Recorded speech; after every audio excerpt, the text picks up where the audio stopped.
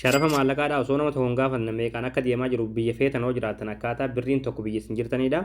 Birri Itoophiyaadhaa meeqa akka sharafutti biyya kun hundeessanii isin barsiisa. Egaa ta'utan kiyyawwan kana kan baay'een argee itti fayyadamu viidiyoo kan laayik share gochuun hafaa turan argataa.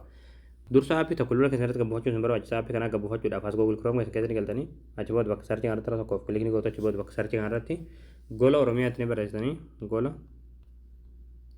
Oromiyaa.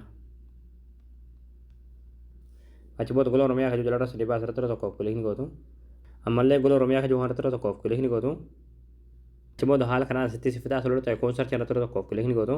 Bakka sarchii kanarratti qubee saa raa faa barreessan achi booda sarchii fuulduraan kilikni gootu sarchii gootu. Achi booda haala kanaan suuraa kana isin bitaa suuraa kanarratti tokkoof kilikni gootu. Achi booda aappii gabbuufachuudhaaf sirra ultaa gadi deemsa dhumaati.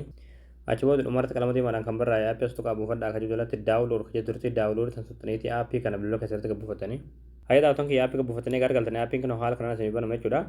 Kan olii kanarratti jechuudha biyya jirtan guutanii jechuudha biyyoota hunda jira jechuudha biyya isin jirtan guutanii kan gadiidhaan immoo Itoophiyaa filattanii jechuudha.